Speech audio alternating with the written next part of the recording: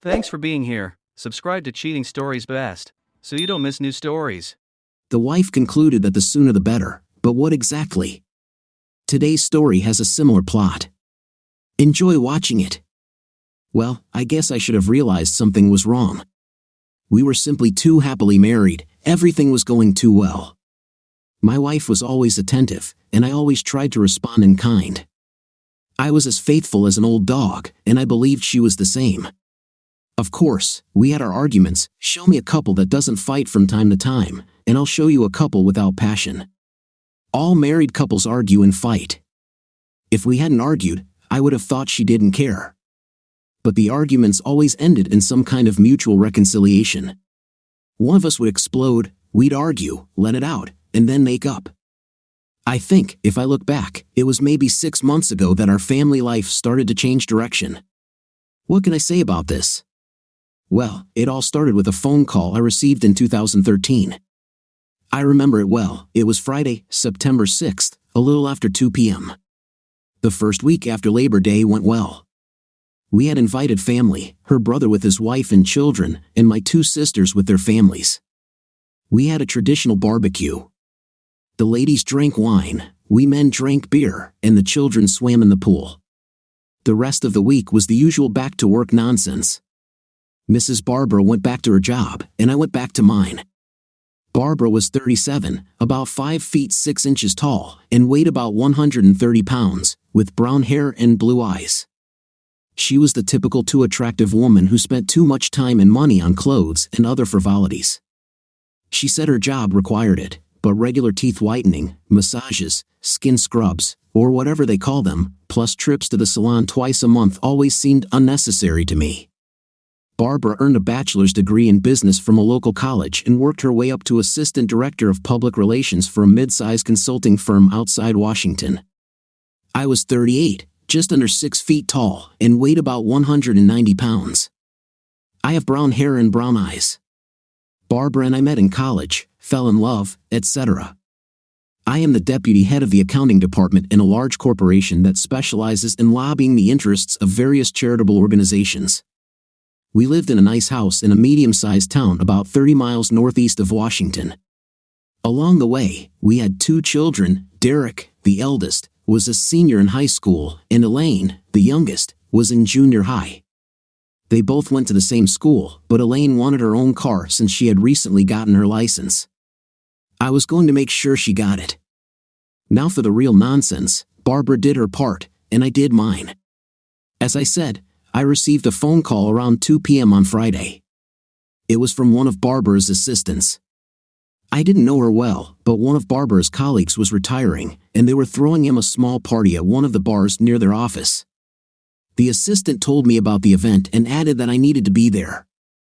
I almost never went to events hosted by Barbara's people, and apparently, over the years, she had stopped inviting me. But that was not the case with Hank Chenoweth. He was retiring, and he was a longtime friend. Until he fell and broke his hip a few years ago, we had regularly fished together on the Potomac. Don't be confused, he was older, and the hip was a sign of more serious problems. He had pretty much stopped doing any physical activity since then. We were real friends, and I visited him at home. I would go to his retirement party. The assistant said the meeting was at a place called Moore. They had reserved a private section, and everyone, employees and their spouses, was invited. She also added that gifts were welcome. I knew I had to go. I asked her if my wife had asked her to call me, and the assistant replied no, but that she and her colleagues thought I needed to be there. Curious, I asked why. She said I just had to be there. Her comment really piqued my curiosity. I'm not a suspicious person. I loved my wife with all my heart and would have done anything for her, but her not telling me about the event for Mr. Chenoweth seemed pointless. I couldn't believe she would forget something like that, and why did the low-level assistant feel the need, on her own volition, to call and tell me? Something didn't add up. I needed to go. School ended at 2:30 p.m., and by the time I cleared out my desk and got ready, I was able to text my kids. I wrote to both of them but thought only Elaine would respond, maybe to suck up to her old man about the car. I left the office and headed to Moore. With Friday traffic, it was about a 40-minute drive. On the way, I received a message from Elaine. I answered and asked if she had heard anything from Mom. Elaine answered and noted that Mom had left a note saying she would be working late, sorting out something that needed to be done before the weekend, and that we would be on our own for dinner. She said she would be home around 8. I texted Elaine and told her to take what she wanted but to stay home in case she needed me. She replied that she did not want to stay at home. I answered with one word, car. She replied that she would stay by the phone. I thought, that's my girl. Now, Barbara's reminder about dinner, combined with work in the retirement party, really piqued my curiosity. I needed to get to the event. I pulled into the parking lot and suspected that this place usually gets busy late on a Friday night. I was not mistaken, I had to park at a distance. This gave me a chance to look around the parking lot. I looked around but didn't see my wife's car, so I assumed she was working late. I opened my phone and called her at work.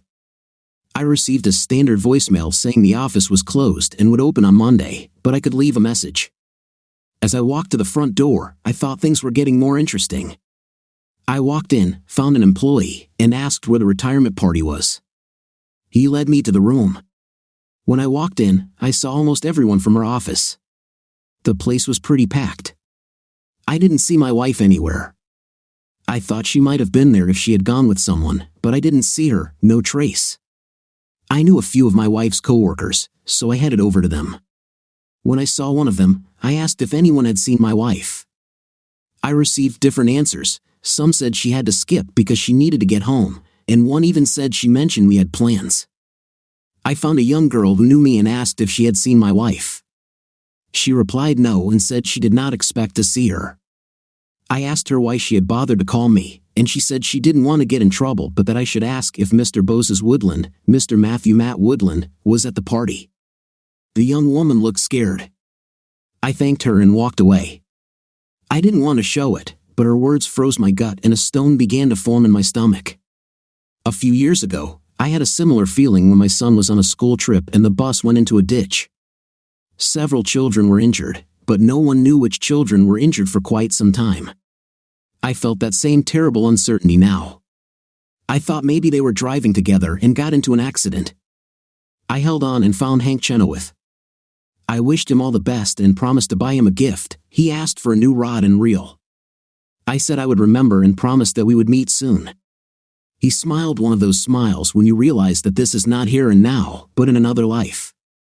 At that moment, I realized that he was in bad condition. I shook his hand, squeezed it tightly, apologized to my wife, and left. It was weird, not funny, but weird, the way Hank looked at me. He knew something, and it had nothing to do with his health. I needed to go home. I arrived home a little after 7 in the evening. Derek was out, but Elaine was home. I asked her, "Have you heard anything from Mom?" Elaine was fiddling with her phone. She looked up.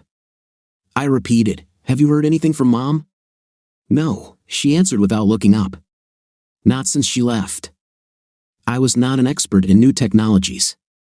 I knew how to send messages. We had GPS systems in our cars, and I was pretty computer savvy, but the intricacies of texting were a little beyond my understanding. It just occurred to me that I needed to catch up. "Elaine, you're good with phones, right?" She quickly looked at me suspiciously. "Why do you ask?" "Just wondering," I replied. "Is it possible to retrieve messages from someone else's phone?"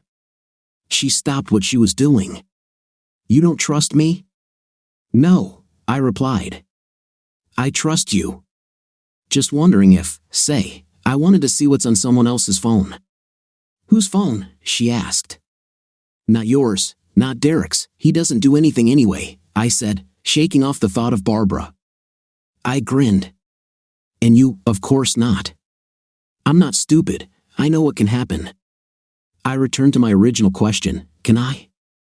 "Of course. It's easy." "Do you know how?" Elaine put down the phone. "Who do you want to check?" "Mom," I said. Elaine grinned. "Sure, I can show you. You can even download what she writes to your own phone." "Elaine," I said, "I want you to show me, but you don't have to tell Mom." That's mean, Dad, she replied. Yes, that's true, I laughed. Really, you won't tell anyone? You know me, Dad. I'm your girl. But I'm going to need Mom's phone for a few minutes. If you don't have any information about her phone, I'll get it for you. You can set it up tonight and show it to me tomorrow while we close up the pool. Dad, I chuckled, we'll finish the pool early, then we can look at the cars. She smiled. I like it. She stood up and walked toward her room but quickly turned around. I love you, Dad. I smiled back. I know, honey. She headed up the stairs. I went into the kitchen, made myself a ham sandwich, and grabbed a soda. I threw some chips on a paper plate and went into the living room to watch TV and wait for Barbara. I sat and watched nothing. There was nothing to see there. I thought about Barbara, about our life together, and why she would lie about something as trivial as a retirement meeting. I wondered who Matt Woodland was and why my wife made up a story about work. Was there something wrong? I didn't know, and honestly, I didn't think I needed to find out. Whatever it was, I was sure there was a perfectly reasonable explanation. I kept thinking about the grinding sound I heard last night when Barbara turned her wheels. She must have hit something. I would need to look under the right tire. Barbara returned home a little after 9 in the evening. I saw her car drive into the entrance, heard her get out, and enter. Given the location of our house, you could walk in and go straight upstairs or turn right into the living room. Barbara walked in and immediately headed toward the stairs. When she saw me, she sighed and said, I'm tired and I feel dirty. I want to get away. I'll be back in a minute. I smiled. Rough day? She started up the steps, stopped, nodded, and said, yeah. I asked, have you finished all the work? She took another step, stopped, smiled weakly, raised her hand, and wiggled her fingers, saying, to the last drop. I said, why don't you lie in the bath for a while, change into something cozy, and just go to bed? I have a lot to do before bed. We can talk in the morning. She looked relieved but then added, if I had worked as long as she had, I would have looked like that too. She replied, I think I will, and began to climb the steps. Somewhere on the top step, I heard her phone ring as a message arrived. I think she stopped for a minute, but I'm not sure. I returned to the TV and, around 11, I fell asleep on the sofa. I woke up and went upstairs. Barbara was already asleep. I quietly took out her phone and walked down the corridor. I knocked on Elaine's door. From inside, Elaine screamed, who is it? I'm not dressed. I whispered back, this is your dad. I have Mom's number. Elaine walked to the door, opened it, and let me in. She was only wearing a bra and panties, but as her dad, that didn't bother me. As we approached her desk, she asked, you think Mom is spending money again, right? I was behind her, so I didn't see her face, but I heard concern in her voice. Barbara had racked up debt in the past. I reassured her, I don't think so. I just want to be able to keep track of everything. I knew it didn't sound very convincing, but Barbara had several shopping carts and, well, some of her friends. I was surprised when, with Barbara's phone and mine in hand, Elaine finished everything in less than a minute. She said, sorry, Dad, but the way I set it up, until you get to your laptop, you'll have to use mine. I didn't think much of it. Of course, honey. See you in the morning. When I left her room, she reminded me, don't forget, cars are tomorrow. I won't forget, I said. I went to our bedroom, took off my clothes, changed into my pajamas, and went to bed. Barbara was already asleep. I lay on my back, hands behind my head, and thought, is Barbara hiding something? Did she do it? Why didn't she tell me about Hank's retirement? Why did she make up a story about work? Who is Matt Woodland? Oh yeah, Sunday is rally day at our church, and she chairs the worship committee. She probably printed and prepared the ballots. It explains everything. However, I tried to go back and remember what we did during the summer. Isn't that what men like me always do? I couldn't remember anything. Barbara was as warm and caring as always. Our nightly pleasures were just as pleasant and comforting. She was not more or less critical. I didn't feel forgotten. Of course, she stayed late at work a couple of times. She was leaving for a seminar in August, which was a little unusual. For my birthday in July, we had a small party. She spent the night at her mother's one night. Mom is a widow, so it's normal. She took a couple of days off from work to do things around the house. I honestly didn't see much done, but it didn't mean anything. There were a few times I called her at work and she was unavailable, but she always had a perfectly reasonable explanation when I asked. No, there was nothing, not a single reason to doubt her. She was my girl, and I loved her. 18 years of marriage and 2 before that, without the slightest doubt. However, who is this Matt Woodland, and why did the young assistant mention him? I decided not to bother Barbara. She was a good mom, a great wife, a saint to her mother, and worked hard. My questions would sound like suspicions and discontent. I didn't want her to think I didn't trust her, because I did. I loved my wife. I believed in her. She would never do anything. I turned on my side to go to sleep, but sleep never came. Saturday morning came. Elaine and I closed the pool and then went looking at used cars. I already had a couple of options in mind.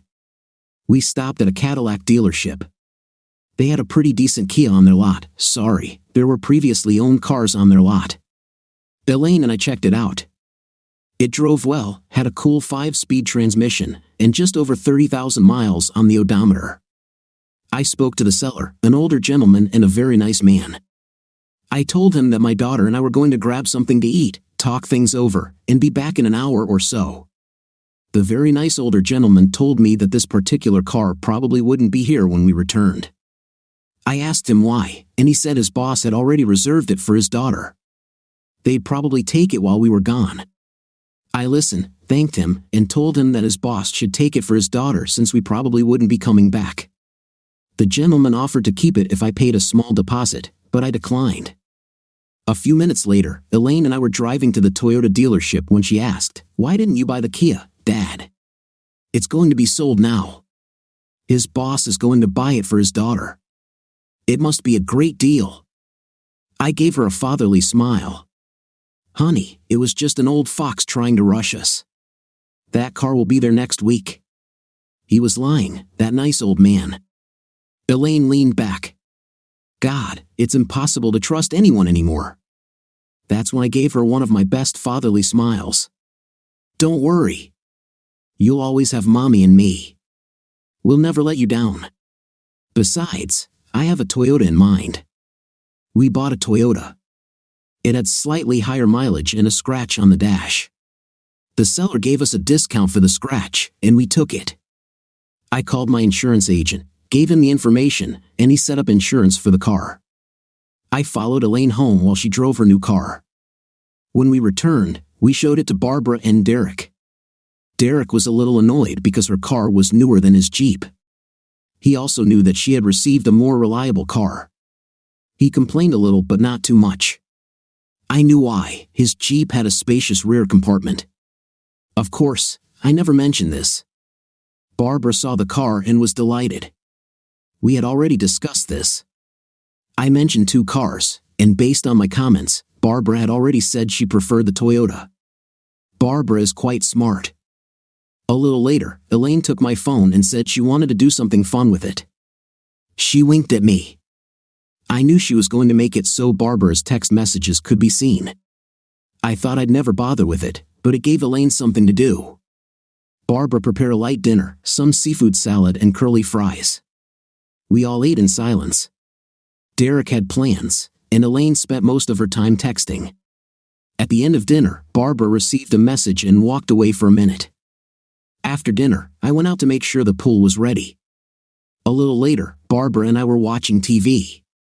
She told me what she had been doing all day, nothing special, just some laundry and ironing a few things for Elaine. Elaine wanted to come out and show off her car. I warned her to be careful and to be back before dark. She said she'd be back, and she really did come back around 10:30. Barbara and I headed to bed. Tomorrow was Sunday, and we are Methodists. The first Sunday after Labor Day is Rally Day. We didn't expect the children to come with us. but we definitely did. Barbara had already prepared the casserole. I forgot about the ballots. Well, we went to bed and hugged each other. Barbara said she was tired. I was disappointed but said I understood. We both kissed and turned to sleep. Barbara received another message. She apologized and said it was probably a girl from work. She said the girl was having problems with the program and might need help. I kissed Barbara as she stood up. She said she would call the girl on her home phone downstairs and walk her through the problem. I didn't think much of it. An hour later, I was still awake and Barbara still hadn't returned. Was I worried? No, not really. What was there to worry about? How many times have people from my office called me on a Saturday night with a problem? I couldn't remember a single incident. How many times has Barbara received a call with the same problem, knowing that no one in her office did anything but get drunk on a Friday night? Barbara returned a little later. I asked her if the problem had been resolved. She said she thought so but might need to check on the girl tomorrow after church. I asked if she planned to call. Barbara said she would probably go herself. Okay, I said. It was Sunday, church as usual. Derek left, and Elaine needed money to wash her car. Around 2 o'clock, Barbara left to check on the girl's problem. Barbara had a GPS in her car. I activated it and checked her location from time to time. I wasn't spying, I was just checking. I knew she didn't go to the office. She drove to a location on Kashmir Drive. I went online, did a satellite search, and saw a residential complex there. These global satellite images do not provide live images, it's usually something from a few months ago or more. So, I couldn't see Barbara's car or anything like that, but I saw that it was quite a prestigious complex. I recorded this on my laptop. Barbara returned around 4 o'clock in the evening. She looked pretty fresh. Well, she had taken a shower that morning. Church was hardly hard work, and traveling several miles in an air-conditioned car was unlikely to cause sweat, so I had no reason to suspect anything was wrong. And I didn't suspect anything.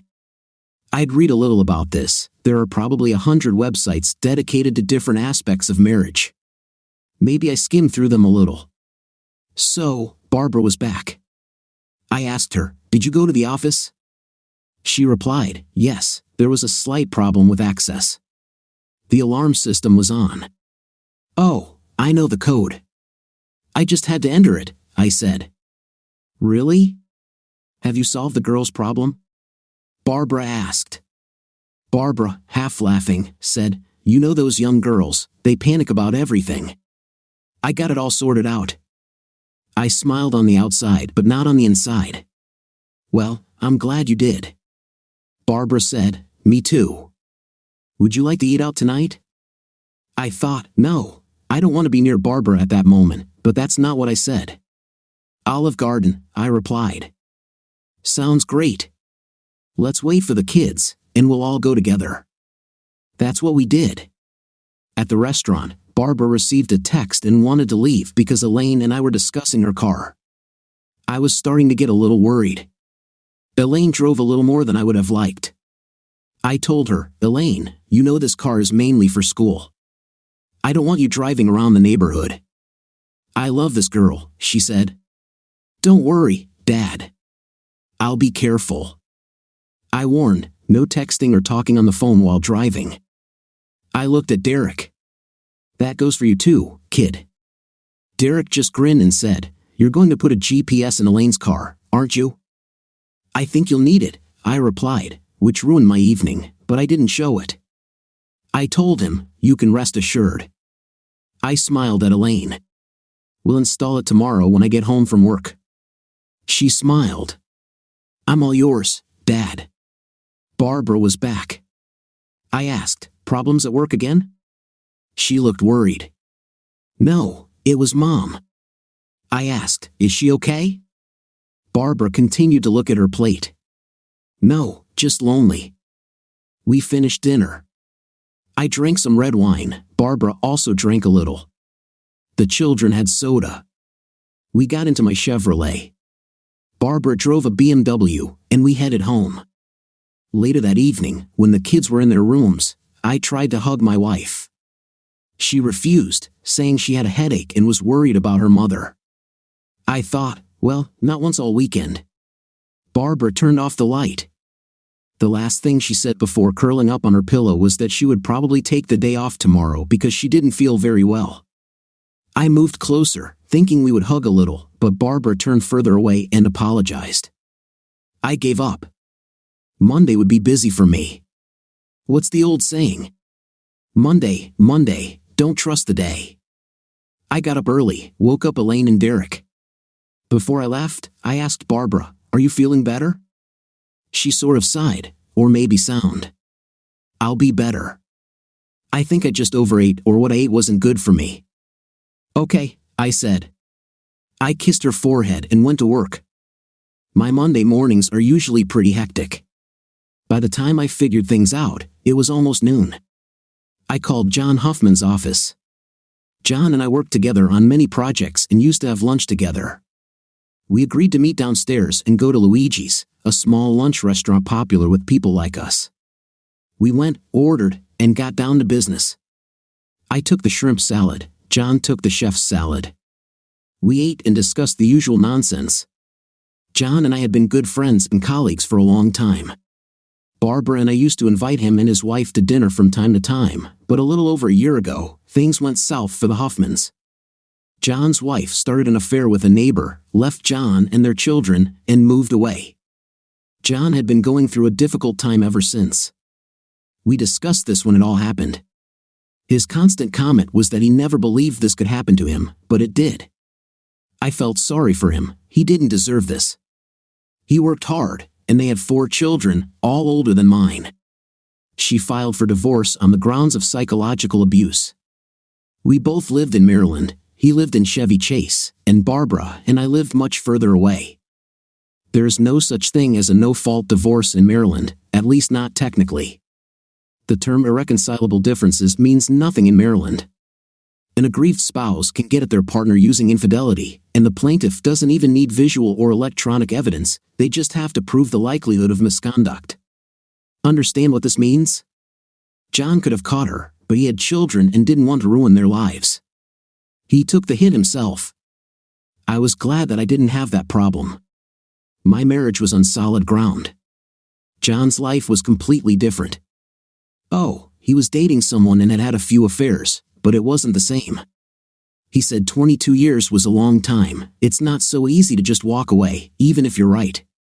Like I said, I was glad my marriage was okay. After lunch, I returned to the office and thought about John. I thought about Barbara too. I was thinking about Matthew W. Woodland. Oh, of course, I was stupid. I knew it. Around 2 p.m., I took a break and decided to look for something. Now, everyone in the country thinks of Maryland as the big blue state, and in some ways it is, but in other ways, it's still very much the old South, straw suits, Panama hats, big cigars. Liberals and leftists have done a lot, but like everyone else, they haven't gotten it all.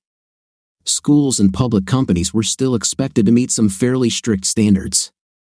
I didn't know if it was a liberal thing, but I learned that most local companies and the state government were pretty strict about things like morality. It was just a joke, a stupid whim, but I checked Barbara's company policy. Oh yes, her company had pretty strict policies about intimate harassment, workplace bullying, and something I'd never heard of called a hostile work environment. I was thinking about this guy, Matthew Woodland. Who is he? What if he's harassing my beautiful wife? What if he's forcing her? Barbara is a good woman, a corporate woman. She would be scared to death to say anything about it.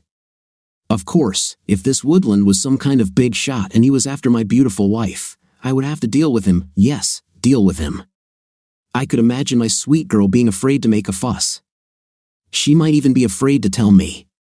Of course, she would be afraid to tell me. She knew that I would be all over it in no time. I called Barbara's company and contacted someone I knew. This was a guy I'd known since Barbara started working there. He was one of the good people. I saw him at Hank's retirement party. His name was Hugh Ballantyne. I got through to Hugh's secretary, told her who I was, and that I needed to talk to her boss. She connected me immediately. I spoke to Hugh. Hi Hugh, this is Ryan Green, Barbara's husband. Yes, Ryan. We just talked on Friday. How was your weekend? Okay. I hope everything was good for you too. Yes, everything was fine. How can I help? I started. You have a guy named Matthew Woodland. What can you tell me about him? Hugh joked. You don't happen to work for the CIA, do you? No, I just want to know a little about him. Hugh began. Well, let's see. He's nobody really. He's 22 or 23, I think, just out of college. He's doing small jobs for now, but some of the middle management have high hopes for him. Why are you asking? I inquired. Is he somehow related to my Barbara? No, answered Hugh. He's in another part of the company. Did something happen? I asked. Well, Hugh, I think someone might be harassing my wife, and his name has come up. There was silence on the other end of the line.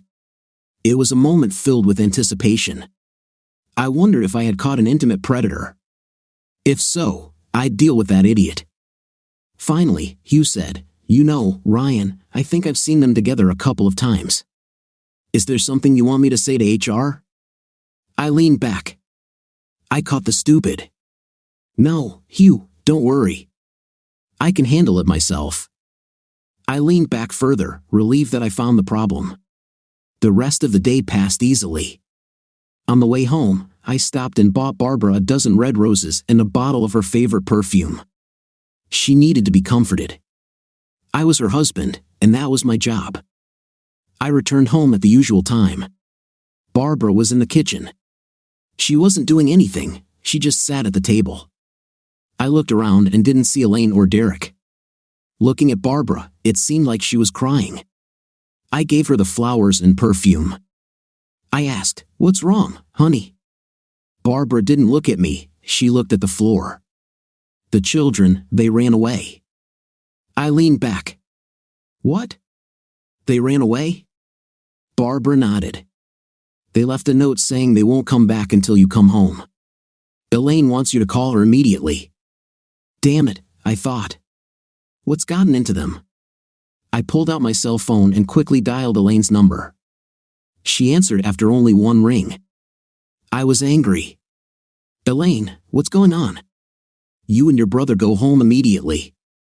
I heard Elaine cry. Oh, Dad, I was scared. Are you hurt? Is Derek okay? Did you have an accident? I shuddered. I knew she was too young to have her own car. She must have handed the phone to Derek. He sounded high, almost shrill, as if he had lost something. Dad, Derek, what's going on? Dad, we're so sorry. It was a mistake. We didn't know. Damn it. What didn't you know? Elaine again, Dad, I thought. Damn it, if she's calling me Daddy, she must be really serious. What's wrong, honey? Dad, just go to your laptop and open your mom's messages. I was dumbfounded. Then I remembered she connected my laptop to Barbara's phone, but also hers. Wait a minute, I said. I looked at Barbara. She cried quietly and did not look at me. Do you know anything about this? She groaned, No. I just know they're both really angry about something and blaming me. I picked up the phone again and said to Elaine, Where are you now? Dad, we're at my friend Cheryl's. Dad, you should look at Mom's messages. My stomach twisted into a knot. Not only was that Woodland idiot harassing my wife, but his behavior was beginning to affect my children. I said, Come home. I think I know what the problem is. Come home and bring Derek with you. You can wait in the car if you don't want to go inside. Elaine sobbed, Okay, Dad. And then, Dad, I love you. I love you too, honey. Now come home. We'll fix everything. I closed the phone. I looked at my wife. Is someone harassing you at work? Who is Matthew Woodland? I swear, I would never have believed it. They say you can see someone turn white as a sheet. I thought Barbara would faint. For a moment, it was so quiet that we could have been in a mausoleum. I asked her, Is he harassing you? Hard as a board, white as a sheet of paper, silent as death? Barbara answered so quietly that I could barely hear her. She said, "No." I was furious, really furious. That Woodland man not only harassed my wife, but he was ruining my family's life. He had intimidated my wife so much that she couldn't even tell me. I tried to calm down and took a deep breath. "Barbara, listen to me. I got a call last Friday. Someone told me about Hank Cheno's retirement. I went to Moore, you weren't there. I called your office, and it was closed. I know you made up a story about work. Don't be afraid. There are laws about this. He harassed you, didn't he?" She rubbed her hands, twisting them in all directions, her eyes wide as saucers. I began to fear for her health.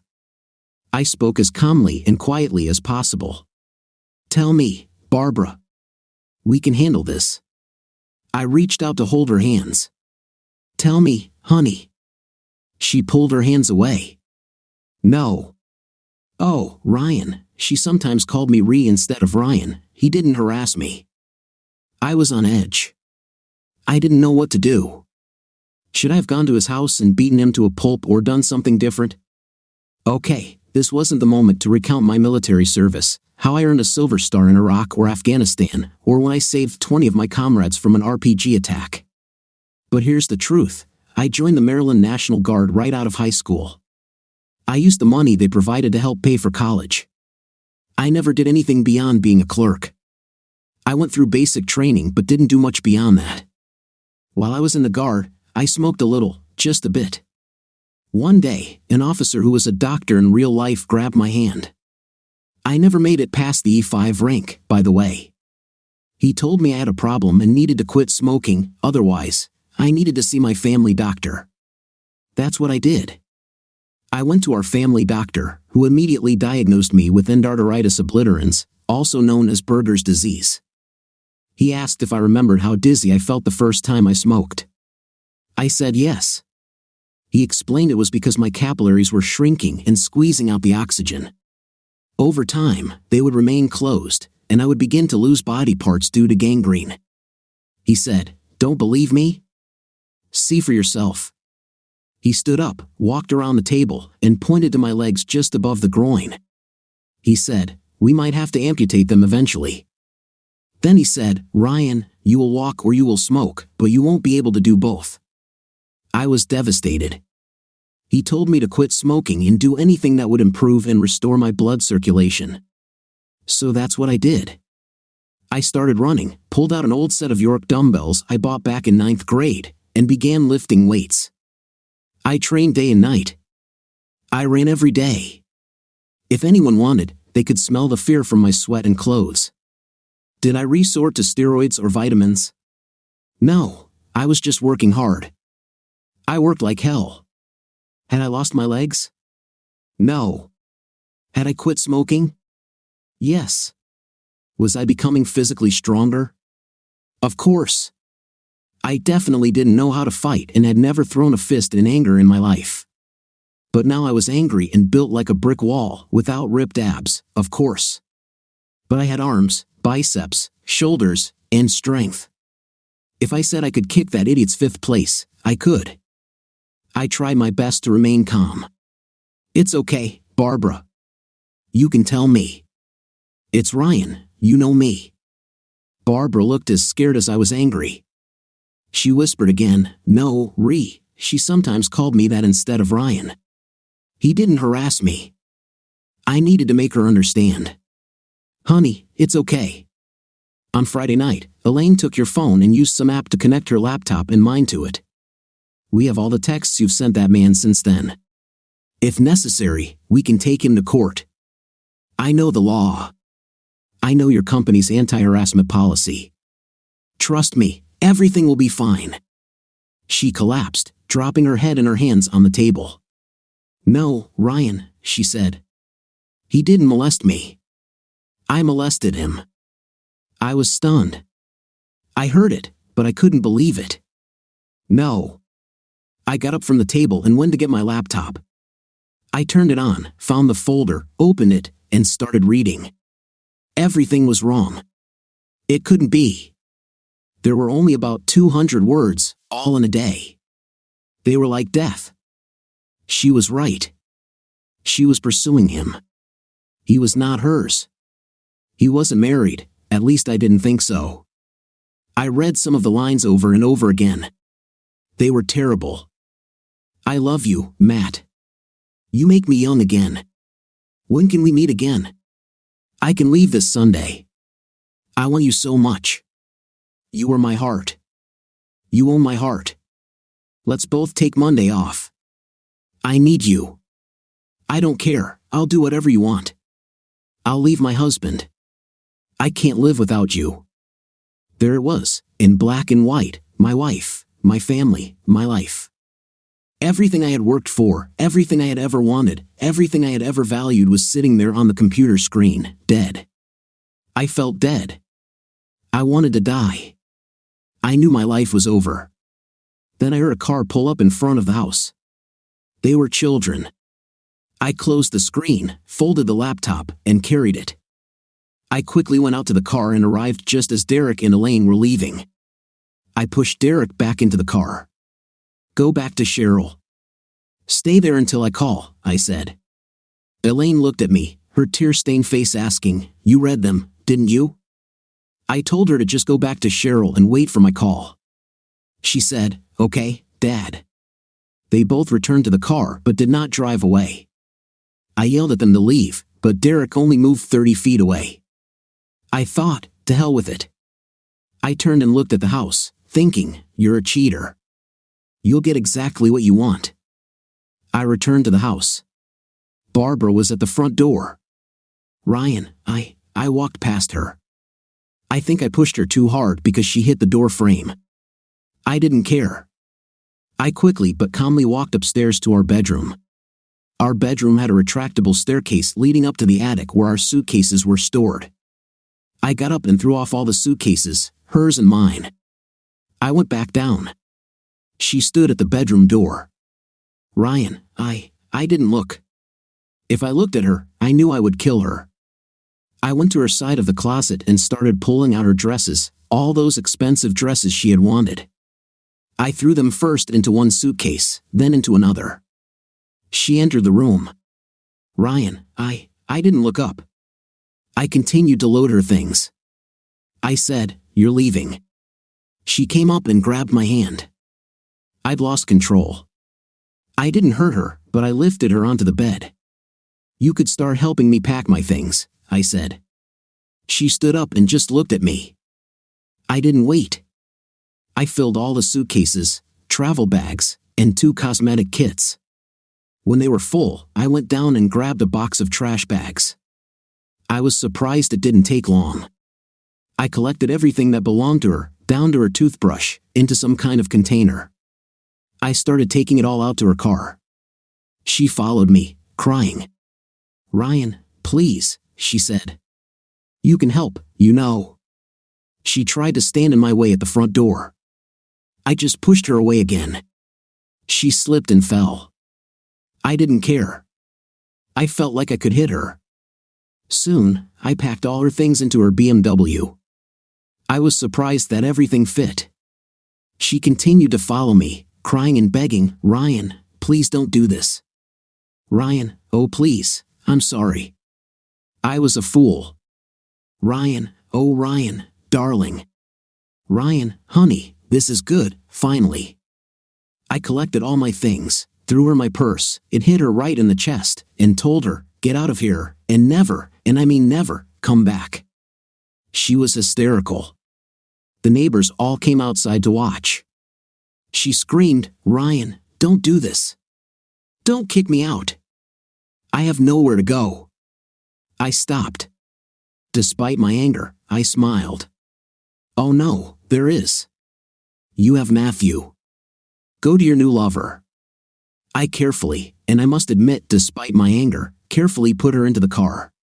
She still hit her head. I was about to slam the door when I saw the glitter of gold. Wait a minute. I got into the car, grabbed her left wrist, pulled her hand out, and took off, first the 10th ring, then the engagement ring, and lastly the wedding ring. I threw all three as far into the night as I could. By then, it was almost dark. I looked at her. "Get out of here!" she cried. I could tell she was panicking as she slowly drove away. One of our neighbors, a close friend, asked, "Ryan, what are you doing?" I looked at him and said, "I'm getting ready to kill the next idiot who says a word to me." He raised his hands and stepped back. I turned and walked back into the house. I went to the kitchen, fell into a chair, put my head in my hands, and cried. This was not the adrenaline high kind of crying. I cried because of what I had just done. I kicked my wife out of our house. I threw away almost 20 years of love. But then I stopped. I didn't throw anything away, it's her. I found my mobile phone and called the children. Now we can go back. The children were nearby. They returned and saw the devastation. Derek came in and asked, "I saw Mom leaving. Where did she go?" I said, "To my lover." Derek didn't say anything, just went upstairs. Elaine looked at me and cried, "Oh Dad, haven't you talked to her?" The way she said it reminded me of the little girl Zuzu from that old movie, It's a Wonderful Life. Yes, I thought, but there are no angels here to save this mess. The next morning, I got the kids up. We talked a little. I made it clear to them that that woman would never enter this house again, even if I have to burn this place down. She will never return. My kids were scared. I told them that if their mother called, they could talk to her. If they wanted to live with her, they could. I told them they were old enough to make this decision. I also told them that no matter what, I love them. I just can't be around their mother anymore, ever. They went to school, each in their own car. I called into work and took sick leave for the rest of the week. I knew what I had to do, and I took it much further. Of course, I closed the accounts and blocked my credit cards. I went to the bank and changed all the accounts. I canceled Barbara's car and health insurance and turned off her mobile phone. I made an appointment with a lawyer and called a locksmith to change the locks. I did all this and more because I wanted revenge. There is no such thing as alienation of affection in Maryland, and if I wanted to get money from that person, I wouldn't get anything. What difference does it make to me? I was still in trouble. I called Barbara's company and set up a meeting with HR. They needed to know about the contract.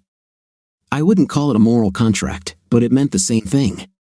My dearest hope was that by the end of the week, Matthew Woodland and Barbara Green would be looking for work. My attempts to ruin their careers didn't work out exactly as I planned, but I came close. I went to their HR department with the texts I had. The head of HR was a man who politely informed me that they would take care of Mr. Woodland, but my wife had been with the company too long.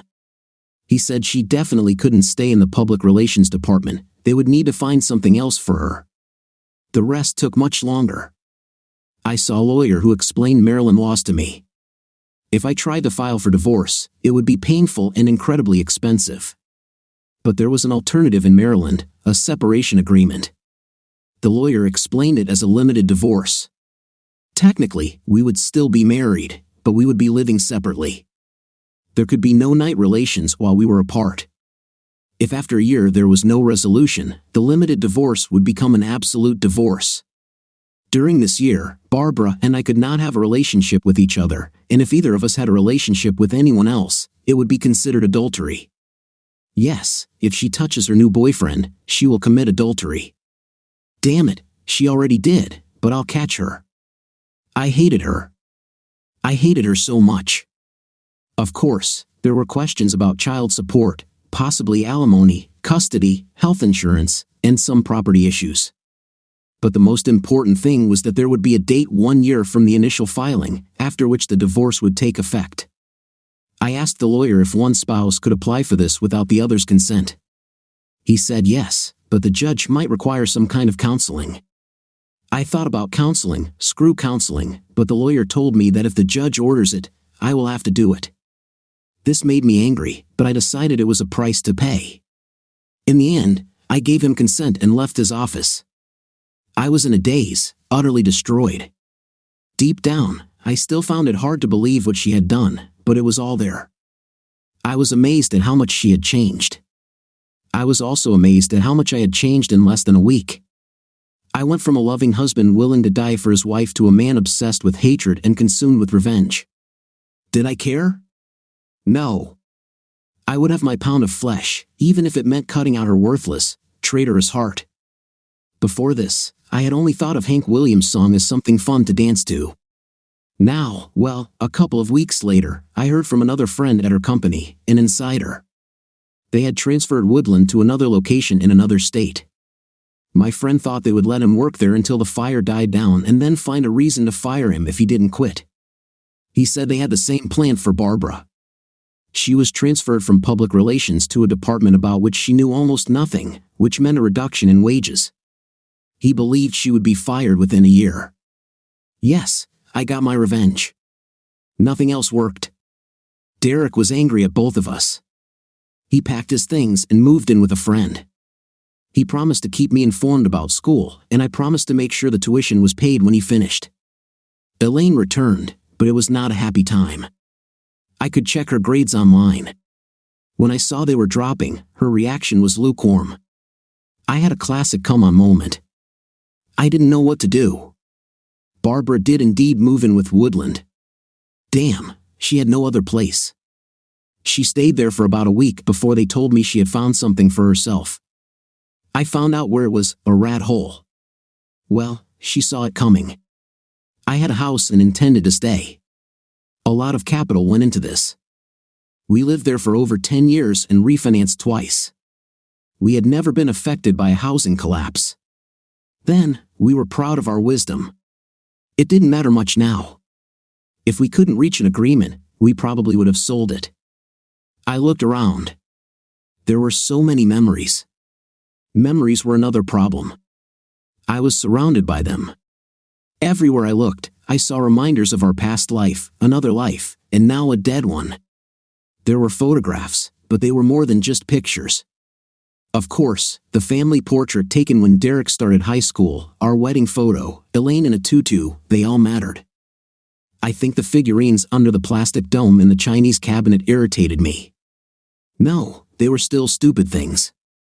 The scratch on the counter after Barb cut herself, the scratches on the wood floor when we pulled in the piano that Barb just had to have, and the scratches when we pulled it back out after she quit classes. There was a photograph of the two of us on our 15th wedding anniversary, her and me at the helm as we boarded a cruise ship. Oh my God, a photo from a barbecue a year ago, me holding a beer, hugging Barb, her secret knowing smile. We had just slipped right under our neighbor's nose.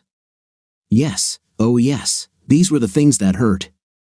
I mean, it really hurt. How could she? My lawyer filed the forms for a separation agreement in Hagerstown, Washington County. But damn, I forgot it was Maryland. Maryland was a state where speed meant slow, slow meant tortoiseshell, and tortoiseshell meant inert. After seemingly pointless delays, my lawyer finally filed suit almost 3 weeks later in October. The courts took time to come up with a schedule. We only set a date for November 19th, the Tuesday before Thanksgiving. Nothing mattered until we had a date. I thought they don't tell people about this kind of nonsense in the newspapers. So just before Thanksgiving, we found ourselves in the Hagerstown courthouse, a relic from the 18th century.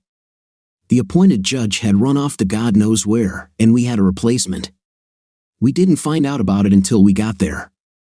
My lawyer told me not to worry, it was just a formality. I sat at the table with my lawyer, while Barbara sat at her desk with hers. We were scheduled for the morning, but everything was slow and tiring. We had to wait until late in the evening. The judge who finally appeared looked older than Methuselah, he could have been Methuselah. As for Barbara, she looked great. I felt tired and exhausted, but she looked like she had just returned from vacation. Her hair was perfect, her makeup flawless, and her dress fit like a glove. She looked fresh, healthy, and young. I assumed that night with a man just 6 years older than her son must be therapeutic. My lawyer leaned over and whispered, "This is Judge Landis. Things might get a little more complicated. They say his granddaughter's ex-husband treated her quite rudely during their divorce." Just what I needed, I thought, a grandfather full of righteous anger. The judge went through the documents slowly, painfully slowly. The clerk, a very young-looking woman, had to stand next to him while he slowly turned the 8 pages. Finally, he glanced at us over his glasses. I could barely understand his garbled remarks. He looked at me and said, "You will get your year. It starts today." He turned to the clerk and muttered, "What day is it today?" The clerk smiled softly and said, "The 19th. The old man smiled at the clerk and gently patted her hand. "Thank you, dear." He looked at me again and frowned, then looked at Barbara and smiled. "I see you have 2 children, a girl and a boy. I'm old enough to understand. I expect to see them just after Thursday, say Friday morning, at this place." He took a couple of pieces of paper and wrote down the address. He then added, "I expect you two to be there as well." My lawyer stood up. "But Your Honor," the judge reached for his gavel, knocking off his glasses in the process. He hit the wooden resonator with a glancing blow. "This is my son from the courtroom. Do not interrupt." My lawyer timidly sat back down. Then Barbara's lawyer stood up. "Hopefully, someday," the judge looked up. "Yes?" Barbara's lawyer stated politely, not obsequiously, "Your Honor, my client respectfully requests a consultation." The judge smiled at my wife, looked at me and frowned, then looked back at my wife. "I see that this request for divorce is not your idea." He turned to me again and added in an unfriendly tone, "Counseling will be held." My lawyer stood up again. With permission of the court, the judge looked down at him. "Yes, with the permission of the court," my lawyer added, "we would like to participate in the selection of any counselor." The judge, almost ignoring my lawyer, said, "I will choose a counselor." He then looked at me.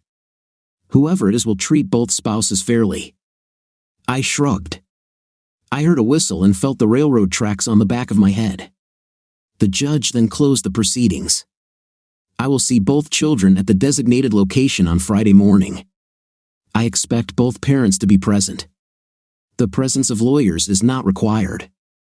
In the meantime, I will check the resources of this couple and make a decision. Will there be anything else?" My lawyer said, "No, Your Honor."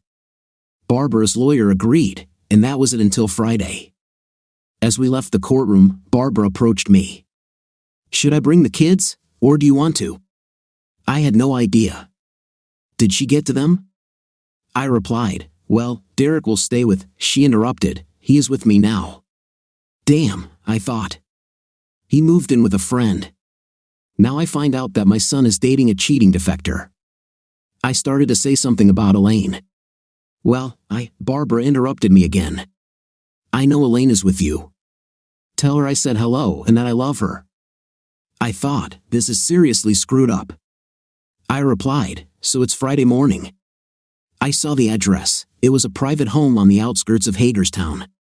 The address was unfamiliar to me at the time, but it turned out we were in the private residence of the old judge. My children, at least my son, had largely betrayed me. We all met at the judge's house. I think he could do it. We seemed to have become part of his project, although I did not understand why. Barbara and I were sitting outside in what I would call a small living room. There were only 2 antique Queen Anne-style chairs, a large sofa, and an old desk with a swivel chair in front of it. We both sat uncomfortably. I was on the sofa, feeling tired and uneasy, while Barbara sat in one of the chairs, reading a novel. She looked great. We sat there for almost 2 hours with no water, no way to use the toilet, nothing. The children went into a closed adjacent room to sit with the judge. I could barely hear their conversation, just occasional laughter. I couldn't make out what they were discussing. Just before noon, the judge and my children came out. Derek shook the judge's hand and kissed his mother but only nodded in my direction. Elaine kissed the judge on the cheek and thanked him. I didn't know why she kissed her mother, and standing aside, politely said she would wait for me. I thought, thanks for nothing. The judge smiled at Barbara and said, "I'd like to see you tomorrow, say 9 o'clock, if you can." Barbara smiled sweetly and agreed. She really knew how to charm him. He looked at me and said, "I would like to talk to you now. Can you do that?" What options did I have? I said yes. He took me back to the room where he had been with my children. We both sat down in another one of those old chairs. He offered me a glass of water, which I accepted. Then he began. Mr. Cy Green, I have read your lawyer's papers and spoken with your children. Your wife's behavior is, of course, almost inexcusable. Having an affair with another man, especially a much younger man, is a cruel betrayal of your trust. It says here that you were married for quite a long time, 18 years, to be exact. You met in college, and you wrote about how much you loved her. I know that must hurt terribly. I started talking for the first time, thinking he sympathized with me. Your Honor, I would like, he raised his hand. Save your honor for the courtroom. Here, I'm just Alan. I wanted to continue, but he stopped me again. No, now it's my turn. You'll have your chance in a minute. Okay, I said. Yes, sir. Alan smiled, he really smiled. Perhaps a glass of brandy? I said, no, I'm fine. Okay, he said. Let's see what happened first. Your wife broke her vows. She left the nest and started an affair with a much younger man. He paused, and I could see him sending something to his secretary. On Tuesday of this week, I received some photos. I would say that he is very attractive, handsome, as my secretary said. Yes, a real ladies' man. My stomach churned. The judge continued, you certainly loved her, or loved her deeply. Her betrayal, any betrayal like this, is the worst thing that can happen to a happily married man, and you were very happily married. I answered, yes, I was. But then what happened? You discovered what she had done and you reacted, or should I say, you overreacted. I started to say something, but he stopped me again. I have it all written down here. Mr. Cy Green, you literally and physically threw her out of your house. Your children were there. You remember, don't you? You pushed her away. They saw it. They said that you knocked her down. Mr. Green, that's not how grown men with children, act towards the one they loved. You were pretty merciless that night, weren't you? I answered as best I could. Judge, Alan, you don't understand. I trusted her. I thought that this man, this handsome guy, was after her. I found out that she was after him. She was my wife. I read her messages. She wanted to leave me and go to him. Your Honor. Alan, he interrupted. I know. I have your comments. You were quite, how shall I say, graphic in your descriptions of your feelings. You said yourself your emotions were out of control. Your son said he thought you threatened a neighbor, an old friend. Do you understand that you could have been arrested? I wilted. Okay, I went a little overboard, but wouldn't you? He leaned back. I don't know, Ryan. I honestly don't know. But I do know one thing, your wife has a right to something here. Did you give her your word? Did she say anything, just once? I felt depressed and destroyed. No, I thought. Ryan, 18 years, 2 children, 20 years of devotion, and not a single word. I was backed into a corner. No, I guess, yeah, I guess. He smiled. So you'll let her tell her story? I don't think it'll do much good, but who knows? At least you'll get some closure. I started thinking, my father, I'm talking to my father. I replied, I don't think it can hurt. I added, it won't change anything. The old judge folded his hands. Okay, let's look at the financial side. Oh no, I thought. This is where I'm going to get torn to pieces. Yes, I said. He looked at some papers in his lap. Before her transfer, your wife made the same amount as you. Yes, we know why she lost her management position. The reason doesn't matter, but now she makes a lot less. I saw her new place, it's very different from the house you bought with her. I think you're still living there. Yes, sir, I am, I replied. My thoughts raced. I was going to lose my home.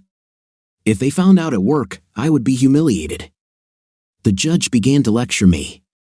I'm not trying to punish you, but if your wife stays there, she will need your help. It is your responsibility to arrange something for her. I see you've removed her from your health insurance.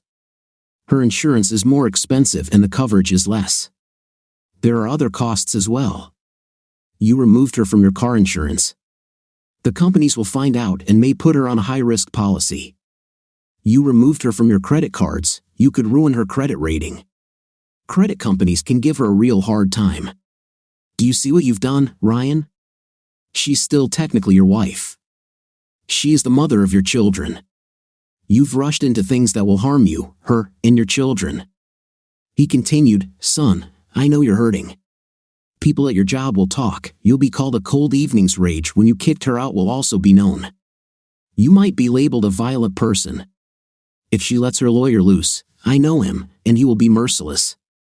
Think about her, too. You loved her once. You loved her for 20 years. She's been demoted.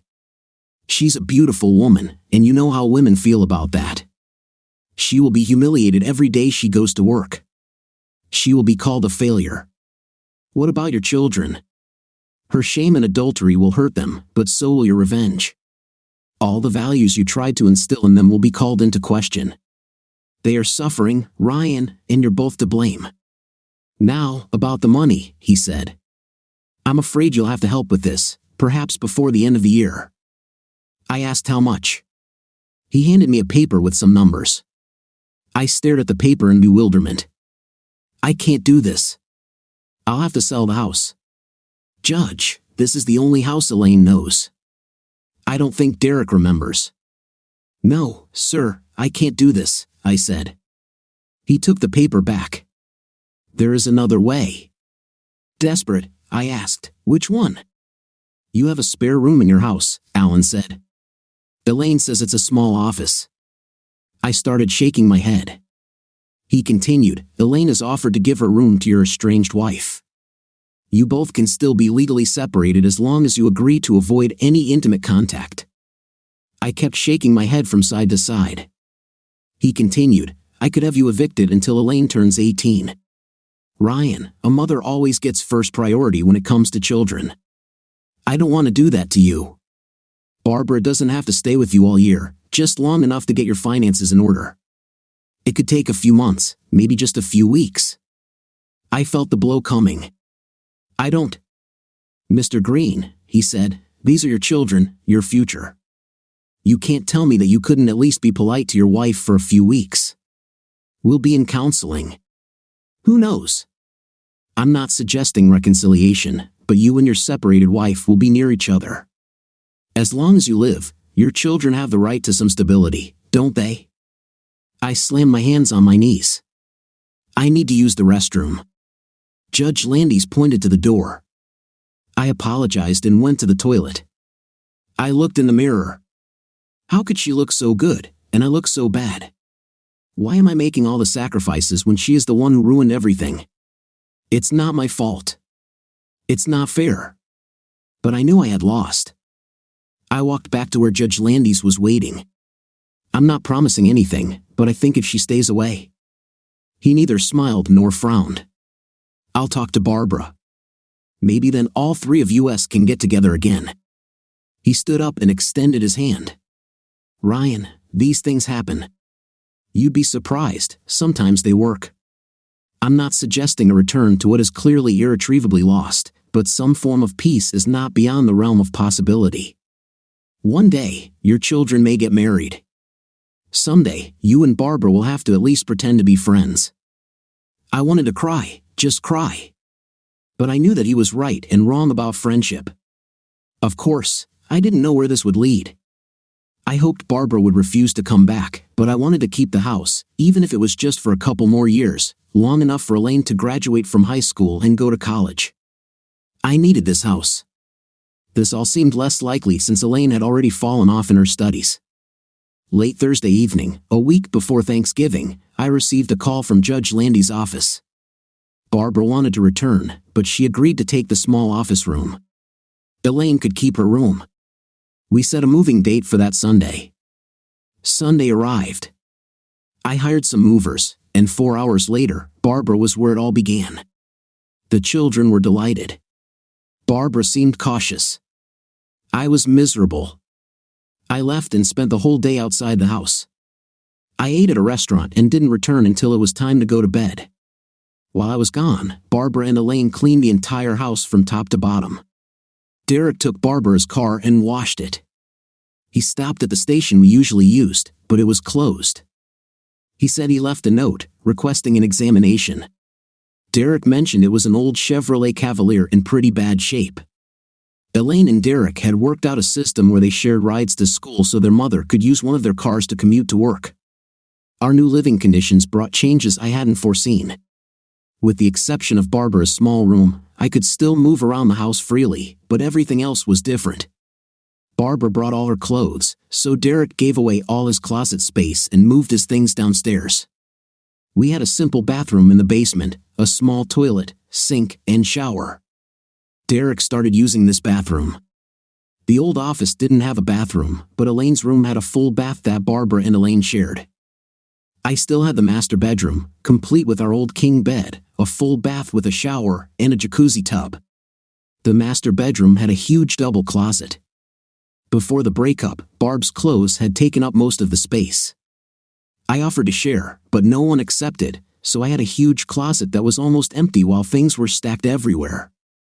The downstairs was set up so that I could use the living room, dining room, kitchen, and laundry room whenever I wanted. Barbara and the kids said they would only use the kitchen when I was at work or in bed. They told me that if I wanted to use the kitchen, they would leave immediately. I could use the living room and TV whenever I wanted. Elaine had a TV in her room, so they decided to watch everything there. I could go there if I needed to, but they stayed away. I had almost the whole house to myself. That first week, when I walked into a room, they all seemed to disappear. Barbara was literally jumping out of my way. Sometimes it felt like she was hiding from me. One day, I went to the kitchen to get some soda and heard her. I found her standing in the back of our pantry. I went to the door and asked, "Why are you hiding here?" She ran out with an apology, "Sorry." Damn it, she acted as if she was afraid of me. Of course, I hated her. I hated what she did. She broke my heart and ruined everything, but I would never hit her. I think this was intentional. Barb was playing the role of a martyr. It just wasn't right. By the end of the first week, I was miserable. I had a home but felt like an outcast. Wherever I went, they went the other way. If I was somewhere, they stayed away. I felt like a ghost in a movie where the guy died and tried to talk to people who acted as if he wasn't there. If things hadn't changed, I would have left. I didn't want to do this. I had as much right to be in my home as anyone else, but they deliberately isolated me. Over time, I felt a growing sense of alienation. It was wrong, and it wasn't fair. I was the father. I did everything a father should do. I was the main breadwinner, set disciplinary standards, and taught the kids how to ride bicycles, skate, and drive a car. In winter, I was the one who cleaned the path. All Barb ever did was make brownies and cocoa. I remembered those brownies and cocoa because of one evening. I walked into the kitchen, and they were sitting at the table with brownies and cocoa that Barb had just made. Before I walked in, I heard them laughing and talking. It sounded like before. When I entered, they got up and left. Elaine wrapped the brownies and put them in the refrigerator. The three of them silently took their cocoa cups and went upstairs. They left me without saying a word. I stood alone in the kitchen. Elaine or Derek could have suggested something now that we were separated but living in the same house, but it felt like I had to beg for acceptance from the people who should be seeking my approval. My children avoided and ignored me, and it hurt. That day finally arrived. Barbara, the judge, and I met twice, with 3 more meetings planned. I listened to Barbara's apology over and over again. I heard her tell me and the judge repeatedly how she made a mistake, how her actions were regrettable, and how, if she had the chance to do it over, she wouldn't. I was tired of hearing her regrets. I was sorry, too. She played on the judges and my feelings by constantly crying. I was constantly asked to be patient. It was tiring. The sessions were supposed to be confidential, but someone was talking, and it wasn't me. My children took sides. I told them they could do whatever they wanted, but I knew Barbara was telling them her side of our meetings. I didn't intend to get into this. To make matters worse, I have 2 sisters who took Barbara's side.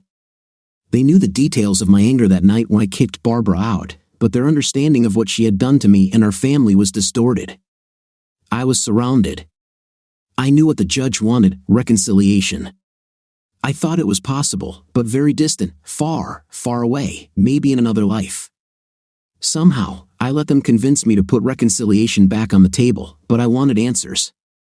Why did she run the way she did? Did I do something wrong? Had I failed? Was I indifferent to her wants and desires? Was I a bad lover? Was I insensitive? I just didn't know if I had failed. What did she see in this boy that she didn't see in me? Why was she so ready to give up everything we had, everything we had built? Sometimes I felt like Barbara was being coached by the judge. I mean, it all seemed too contrived. I was on the edge. I didn't see any purpose in counseling sessions. At home, I felt like I was being pushed out. At work, everyone looked at me with pity.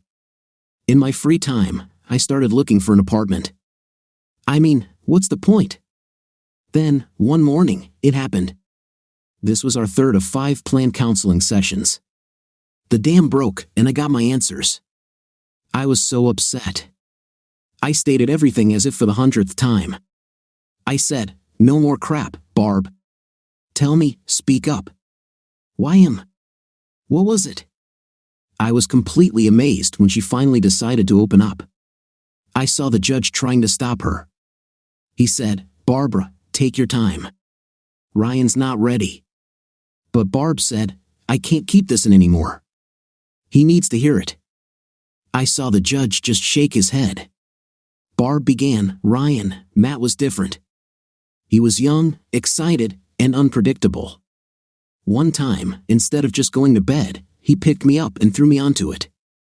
As soon as she started, it was like a tsunami. "Do you remember I told you I was going to a seminar in August?" I lied. It was a fake seminar. We ran away and rented a cottage. I mean, every time we were together, it was like an adventure. She drove the knife in deeper. He made me feel young and cute. He constantly told me how beautiful I was. He loved my hair. He hugged me, kissed me, and touched me all the time. He told me I was irresistible. He wasn't better, I mean, not physically, but he was so brave and carefree. He held my hand wherever we went. He made me feel alive. One day, she continued, he just took the cream and rubbed it all over my body. I couldn't help myself. She saw where my appendix had been removed. "Do you remember that?" I remember. "I think you were about 6 years old then." She didn't stop. "Oh, I love you, Ryan, but you've become so uninteresting, so boring." I thought, boring? Well, I guess after 20 years, things get pretty predictable. She was killing me. "You're so normal, so reliable. You took care of me, took care of things, but it was always the same. I always knew when you wanted a romantic evening because you always came with flowers or perfume or chocolates. Sometimes I felt that the gifts were an advance payment for intim. Every Valentine's Day was the same. Oh, Ryan, I love that about you. But Matt was so wild and free and unrestrained. You were stable. You protected me. I felt safe. You managed the budget, watched the cars, took care of the house. Everything was so orderly. Oh, I loved all that about you. But Matt was so unrestricted. He didn't undress me, he tore my clothes." Then she struck the final blow. "You were easy, Ryan. You were easy to please, easy to deceive. You believed everything I said. I could tell you anything, and you would believe me. Oh, God, Ryan. Right up until the end, right up until the moment you actually saw and read my messages, you believed that Matt was stalking me. It didn't even occur to you that I could cheat on you. I could do anything I wanted, and you wouldn't suspect it." Then, as if I was already dead, she had to finish it again. "And when you found out, when you realized that I was the one after Matt, you changed. You changed right before my eyes. I honestly thought you could handle it. I was sure you could handle it. I thought if I was caught, you would sit down at a computer or a calculator or a piece of paper or something, and you would find a solution. You were so methodical. I knew you. I knew what you would do. Or so I thought. But you failed. You didn't do what I expected. Ryan, the man I knew for 20 years, went crazy. I never expected this. I never saw this. You became wild. You scared me. You became different, suddenly dangerous, not excitingly dangerous like Matt, but frighteningly dangerous. I couldn't trust you anymore. I felt like she had knocked me down, beaten me to a pulp, and dragged my face along the concrete path. I was crushed. I had no answer. I managed to squeeze out, "You couldn't trust me?" Was I methodical? Would I have handled your betrayal like some kind of equation? All I was to you was a mathematical formula, a machine, some kind of computer. I realized that she never really knew me. At this point, the judge intervened. He said, "I'm sorry I let you get that far, Barbara." "Ryan, I'm sorry." Barbara then looked at the judge. "I'm sorry too. I just wanted Ryan to know how reliable he was, how much I counted on him, and how, despite everything with Matt, I could always count on Ryan." That's when the judge finally took my side. He knew what I knew. The damage she had done was irreparable. "Barbara," he said, "for 20 years, Ryan was there. He was your rock. He was there with love, flowers, candy, and perfume. These were not bribes for a night, they were gifts, his gifts of love. I've listened, Barbara. We've been doing this for quite a long time, and I have never heard you say that you love him, not once during our entire conversation, not once in front of me." Barbara replied, "But I do love him. I love everything about him."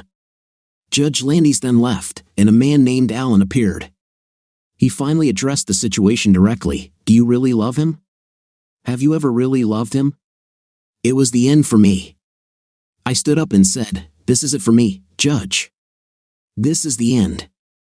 I know we have 2 more sessions, and I will come, but after this, I'm sorry." Barbara started crying again. I continued, "I felt dead but a little alive too. Barb, you know what I always wanted to be?" She looked at me, and all I saw was confusion. I told her I wanted to be a cowboy when I was a kid. Poncho and Lefty was my favorite song. Then Toby Keith came out with Should Have Been a Cowboy. I was in high school. I even bought a guitar. Got pretty good. I think it's still in the attic somewhere. Do you even remember that I played the guitar? I needed to say it, not so much to Barbara but to myself. "Barbara, I had a friend who left Maryland and moved to Australia. I never saw him again or heard from him. I wanted to leave too. I felt like only 18. I enlisted in the National Guard. My father said to enlist, do the right thing. I had to go to college, so I went to college. I got a degree in accounting. We got married, had 2 kids, and bought a house. I did everything everyone said I should do." Barbara cried so hard that I didn't think she heard me. I had to go on. "Look at me. I became the normal guy that everyone wanted me to be. I did everything that was expected of me. I played by the rules. I've always been a good guy. What did you do? You went and slept with another guy." She stopped, sobbing, but I wasn't sure she heard me. I told her my hidden thoughts. "I'm sorry, Barb. I'm sorry I wasn't enough for you, but honestly, when I look back, I wasn't enough for myself either." I actually stopped talking to Barbara. It was for me. I'm about to be 40. I spent the first 20 years growing up. The last 20, I did everything everyone told me I should do.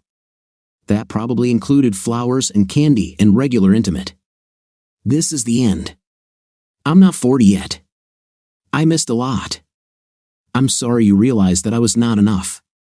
She was out of breath. Through tears, she began, "Ryan, I interrupted, "No, Barbara, when this is over and our year has passed, I will start again. I will leave the company. My children don't need me, you don't need me anyway. You need to be wild and free.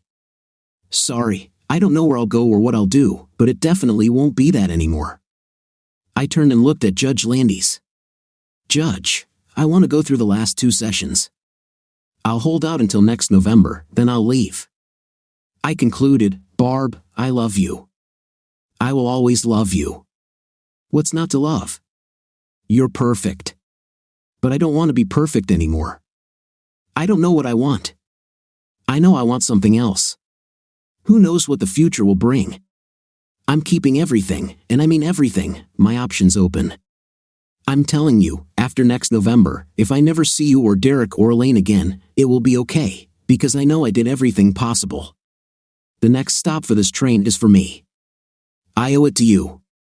I will love you forever for this." She cried like a child. I stood up. "Judge, I'm leaving," and I left. I couldn't make it until November. I finished the last sessions around Easter. I went to see the judge, and we sorted something out. I closed my retirement account and quit my job. The judge allowed me to cash out one of our smaller deposits, and I left. I never told Barbara or the kids. I just packed my suitcase, called a taxi, and disappeared. My wedding ring, I was supposed to open the pool at the end of May. It was one of my jobs. The morning I left, I went out into the yard, lifted the pool cover, and threw the ring into the water. Maybe they'll find it, maybe they won't.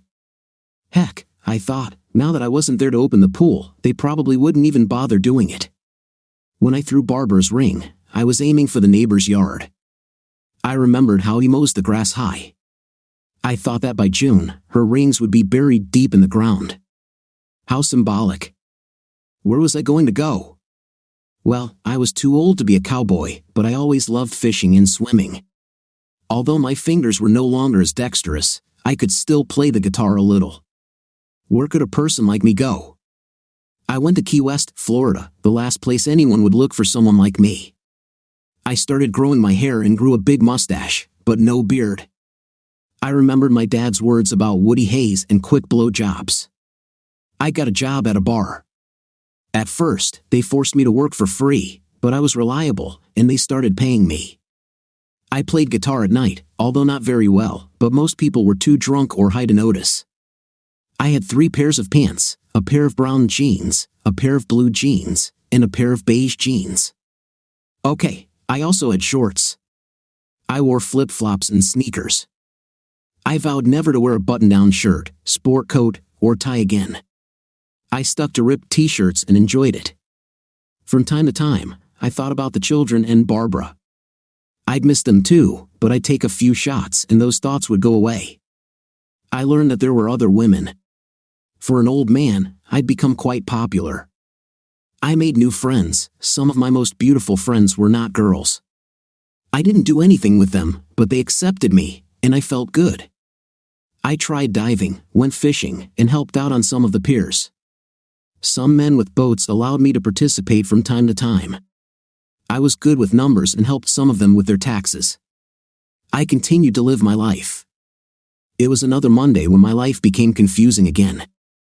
I corresponded with my sisters. I never used Skype and never told them where I was, or so I thought. I thought I was incognito. From time to time, they gave me some news. I never asked, they just told me. I learned that, according to my lawyer and friends, Barbara's company had found cause and fired her. After about a year, the children were in and out of school. Well, that was their problem. That's when something stupid happened. I think someone figured something out. One afternoon, while I was wiping down the bar, a woman approached me, brown hair, blue eyes, snow-white teeth. She said, "Will you buy the girl a drink?" It was Barbara. Somehow, she had found me. She said she had hired a private investigator. I didn't believe it, but I didn't argue. I prepared for a small cottage on the cheap. Barbara started following me around. She found out where I lived and continued to come to the bar. Some of the drunks noticed, but she was beautiful. After a while, other men stopped pestering her. She kept appearing in places where I went at night. I was playing chess in one of the taverns late in the evening. She was always there, touching and kissing me. She looked and acted like the girl I met many years ago, only now she was even more beautiful and attentive. I knew what she was doing, and I let her. I don't know why, but I was secretly delighted. I played calmly. We weren't married, and I planned to stay that way. She moved in, and we started playing house again. Here's a funny thing that happened. One evening, we were out of the house, and I got a little drunk. When we got home, I wanted to pick her up and throw her on the bed, just like she said that boy did. She burst into tears and started screaming, "No, no, I want you, not this." So, I put her in her place, and we made our old-fashioned kind of love. What can I say? I've always loved her. I learned that she also wanted different things. She stopped wearing makeup and wanted to do something she had dreamed about.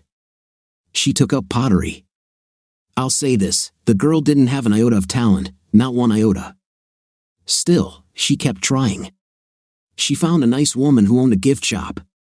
Barbara persuaded her to put her trinkets on consignment. Of course, no one bought them. Well, you know me, some people never change. Barbara walked back and forth to the old lady, asking, "Did anyone buy anything?" So, what did I do? I earned tips. Nobody knew how much. I started convincing tourists to buy her useless trinkets. She listed a pot for $19.95.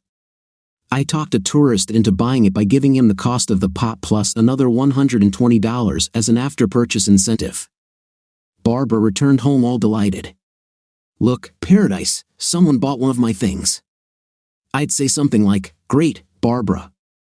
I knew it would happen." Now, I buy these things regularly. I take them, put them in a bag, and throw them away. I don't think she'll ever find out. I think this shows that some people never change. It's hard to believe I still cared about her. And, God, I was so damn happy.